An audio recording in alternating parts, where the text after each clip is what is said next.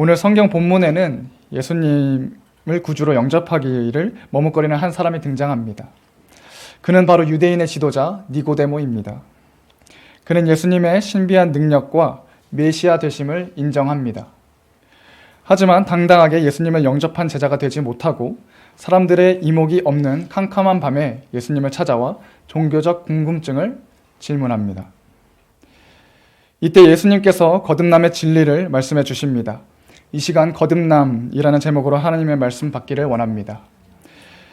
거듭나게 하신 하나님의 은혜가 우리 모두에게 있기를 소원합니다. 첫째로 성공한 현대인을 대변하는 니고데모를 봅니다.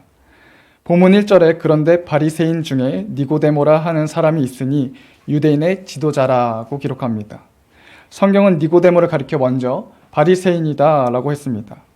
우리는 바리새인이라고 하면 외식하는 사람이란 생각을 먼저 떠올리곤 합니다. 그러나 바리새인의 처음은 순수했습니다. 지난날 바벨론의 포로로 잡혀갔을 때 유대인의 신앙과 정체성을 잃지 않고자 하나님의 율법을 지키며 투쟁했던 자들이 바로 바리새인입니다. 그들은 회당을 중심으로 서기관들이 율법을 해석하면 그것을 지키는 열렬한 행동가였습니다. 본문에 등장하는 니고데모는 율법과 각종 규례와 절기를 철저히 지키는 바리새인이었습니다. 그는 소득의 11조를 반드시 드리고 일주일에 이틀은 금식하며 기도했습니다. 그렇다면 니고데모는 육신의 욕심을 거절하고 거룩하게 생활하고자 끝없이 투쟁하는 사람이었습니다. 그리고 니고데모는 유대인의 지도자다라고 기록되어 있습니다. 여기서 지도자란 유대 사회의 최고의 권력기관인 사내드린 공회원을 말합니다. 사내드린 공회는 대제사장과 제사장, 그리고 바리새인의 대표 71명으로 구성되어 있습니다. 오늘날 자유민주주의의 정부는 입법, 행정, 사법 이렇게 3권이 분리되어 있지만 사내드린 공회는 3권이 일치되어 그들이 법을 만들고 그들이 법을 어긴 자를 조사하고 또 그들이 재판하는 모든 권력을 행사했습니다. 니고데모는 유대 사회에서 가장 큰 권력층이고 사내드린 공회원으로 출세한 사람 중 한 명이었습니다. 또한 니고데모는 이스라엘의 선생이라고 했습니다. 당시 유대인들은 히브리어 이름을 사용했습니다. 그런데 헬라 문화를 접촉했던 상류층 사람들은 히브리어 이름뿐만 아니라 헬라어 이름도 가지고 있었는데 바로 니고데모가 헬라어 이름을 가진 것을 보면 그는 헬라 교육을 받았을 것이라 생각됩니다. 즉 히브리어로 구약 성경을 읽고 행동하는 율법의 사람이고 플라톤과 스토아 학문을 섭렵한 철학의 사람이었습니다. 그렇다고 하면 니고데모는 다른 바리새인들과는 달리 바리새인들처럼 폐쇄적인 사람은 아니었던 것이라 생각됩니다. 합리적이고 개방적인 이스라엘의 선생이었고 학자였습니다. 예수님께서도 본문 10절에 니고데모를 가리켜 이스라엘의 선생이라고 말씀하셨습니다. 정리하자면 니고데모는 정상에 오른 사람이었습니다. 그는 자기 욕망과 투쟁하는 바리새인이었고 최고의 권력과 지성과 명예와 부를 소유한 엘리트였습니다. 그는 정말 세상적으로는 부족함이 없었습니다. 지금 우리 중에 니고데모가 가진 절제와 학문과 권력과 부를 흠모하는 사람이 있을 것입니다. 니고데모처럼 되려고 몸부림치는 사람도 있을 것입니다. 그러나 우리는 니고데모의 고민과 방황을 잊어서는 안 됩니다. 니고데모가 정상에 올라가 보니 그곳에는 아무것도 없었던 것입니다. 높은 곳에서 내려다본 세상은 잔인했습니다. 허무와 절망이 그의 내면을 채우고 있었습니다. 자기가 이스라엘의 선생이면서도 스승을 찾아 밤에 예수님께 찾아왔습니다. 그렇다면 니고데모는 화려한 문명 속에서 성공한 것 같으나 허무와 절망을 벗어나지 못한 현대인을 대변하기에 충분한 사람이었습니다. 이 말씀 속에서 깨닫는 은혜가 있기를 축복합니다. 둘째로 거듭나야 하는 니고데모를 봅니다. 본문 2절을 함께 읽겠습니다. 시작. 그가 밤에 예수께 와서 이르되 랍비여 우리가 당신은 하나님께로부터 오신 선생인 줄 아나이다. 하나님이 함께 하시지 아니하시면 당신이 행하시는 이 표적을 알 수 없음이니이다. 여러분 니고데모가 예수님을 찾아왔습니다. 이것은 유대 종교의 한계를 말하고 있습니다. 또 세상 권력의 한계를 말하고 있고 철학의 지성의 한계를 말하고 있습니다. 겉으론 사람들의 존경과 부러움을 받지만 그의 내면은 너무나도 어두웠다는 것입니다.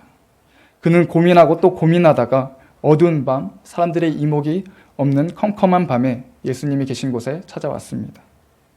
하지만 예수님은 이미 니고데모의 문제가 무엇인지 알고 계셨습니다. 예수님은 본문 3절에 진실로 진실로 내게 이르노니 사람이 거듭나지 아니하면 하나님의 나라를 볼 수 없느니라 라고 하셨습니다. 즉 니고데모의 고민과 문제는 거듭나지 않았기 때문에 생긴 문제라는 것입니다.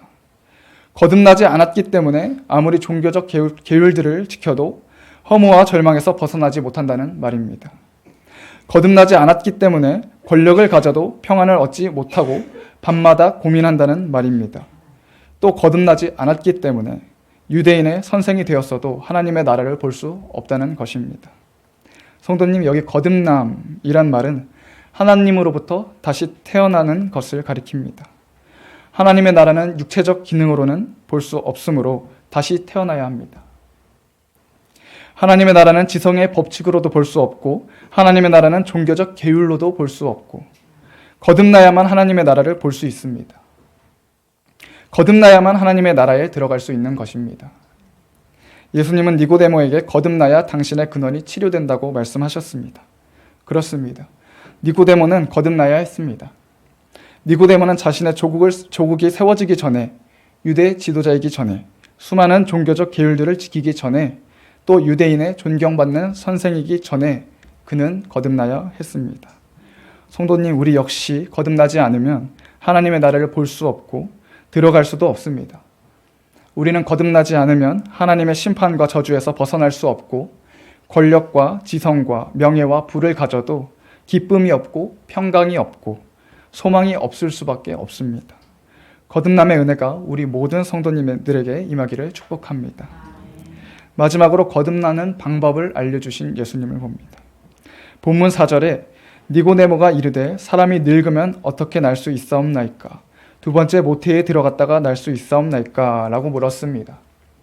5절에 예수께서 대답하시되 진실로 진실로 내게 이르노니 사람이 물과 성령으로 나지 아니하면 하나님의 나라에 들어갈 수 없느니라고 했습니다. 여기 물과 성령은 인간의 방법이 아니라 하나님의 말씀과 성령을 가리킵니다. 계속해서 본문 6절에서 7절에 육으로 난 것은 육이요 영으로 난 것은 영이니 내가 내게 거듭나야 하겠다 하는 말을 놀랍게 여기지 말라고 말씀하셨습니다. 또 이어서 8절에 바람이 임의로 불매 내가 그 소리를 들어도 어디서 와서 어디로 가는지 알지 못하나니 성령으로 난 사람도 다 그러하니라고 했습니다. 여러분, 바람은 볼 수 없습니다. 만질 수도 없고 이성으로 분석할 수도 없습니다. 바람의 방향과 진로를 막을 수도 없습니다. 그러나 우리는 결과를 통해 바람의 존재를 알 수 있습니다. 거듭나는 것은 우리의 피부를 건드리는 바람처럼 그 시작을 알지 못합니다. 바람처럼 거듭나는 성령의 역사는 결과를 통해서 알 수 있습니다. 즉, 거듭난 사람에게는 변화가 따라옵니다. 불안한 사람이 기쁨과 평안이 임합니다. 마음이 좁은 사람이 바다처럼 넓어집니다. 이기적인 사람이 희생적인 사람이 됩니다. 또 심각하던 사람이 환하게 웃고 어둡고 부정적인 사람이 긍정적인 사람이 됩니다. 또 불순종하고 교만하던 사람이 겸손하고 순종의 사람이 됩니다. 원망 불평하던 사람이 감사와 찬송의 사람이 되고 주일이 기다려지고 설교가 들리기 시작합니다. 이것이 바로 거듭남의 결과입니다. 예수님의 말씀을 듣고 있던 니고데모는 어찌 그러한 일이 있을 수 있나이까? 라고 반발합니다. 사실 니고데모는 바리새인이 되기 위해서 어릴 때부터 율법으로 살았고 자기 노력으로 백성들로부터 존경받는 선생이 되었습니다. 요즘 표현으로 말하겠습니다. 그는 세상 쾌락을 즐기지 않고 열심히 공부해서 20대에 박사가 되고 고시에 합격하여 사람들의 부러움을 받게 되었습니다. 니고데모는 거듭나는 것이 정상에 오르기 위해 노력했던 자신의 지난날처럼 절제와 수고와 열심으로 되는 것이라 생각했습니다. 그래서 어찌 그러한 일이 있을 수 있나이까라고 반문한 것입니다.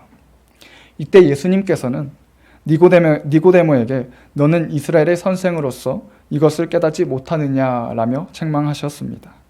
그러면서 들려주신 거듭남의 진리가 본문 14절에서 15절을 함께 읽겠습니다. 모세가 광야에서 뱀을 든 것 같이 인자도 들려야 하리니 이는 그를 믿는 자마다 영생을 얻게 하려 하심이라 라고 했습니다. 이 말씀은 구약 민수기 21장을 배경으로 합니다. 출애굽한 이스라엘 백성들이 가나안 땅을 향해 행진하고 있었습니다. 백성들은 길이 험하고 마실 물이 없자 하나님과 모세를 원망했습니다. 원망하고 불평하는 백성들에게 하나님은 광야에 불뱀을 보내 물려 죽게 했습니다. 백성들은 원망과 불평한 죄를 회개하고 구원을 부르짖었습니다. 이때 하나님은 이스라엘 백성들을 치료하는 방법으로 놋뱀을 만들어 장대에 높이 달게 하시고 그것을 쳐다보는 자는 죽음의 독에서 구원해 주셨습니다. 이것은 종교적 계율로는 이해할 수 없습니다. 지성으로 철학적 탐구로는 이해할 수 없는 것입니다. 부단한 노력과 절제로 세상을 정복해도 이해할 수 없는 것입니다. 오직 믿음으로만 되는 것입니다. 예수님은 모세가 광야에서 뱀을 든 것 같이 인자도 들려야 하리니 이는 그를 믿는 자마다 영생을 얻게 하려 하심이니라 라고 했습니다. 그렇다면 거듭나는 것은 십자가에 못 박히신 예수님을 믿는 것을 말합니다. 이것이 주님이 말씀하신 거듭남의 진리고 구원의 길입니다. 이것은 하나님의 말씀과 성령으로만 가능한 것입니다. 성도님, 우리의 죄를 위해 십자가에 죽으신 예수님을 믿을 때 어두움과 불안과 원망과 불평이 물러가고 평강과 기쁨과 감사가 찾아옵니다. 이것은 인생의 근본인 죄의 문제가 치료되는 것이고 이것이 바로 거듭남입니다. 사랑하는 성도 여러분, 니고데모와 우리를 비교해 봅니다. 주님은 니고데모에게 그랬던 것처럼 우리의 죄, 연약 때문에 십자가에 죽으신 예수님을 쳐다보라고 말씀하십니다. 주님을 믿으라고 합니다. 우리의 절제, 노력, 선행으로 거듭나는 것이 아니고 주님을 쳐다보고 주님을 믿는 것이 물과 성령으로 거듭나는 것입니다. 거듭나야 인생의 갈증이 해소됩니다. 거듭나야 하나님의 나라를 보고 거듭나야 하나님의 나라에 들어가는 것입니다. 곤고하고 어려울 때 실망하거나 낙심하거나 좌절하지 말고 그를 믿음으로, 예수님을 믿음으로 거듭남의 복을 누려야 합니다. 우리 영천의 모든 성도님들에게 거듭남의 복이 언제나 충만하길 주님의 이름으로 축복합니다. 기도하겠습니다.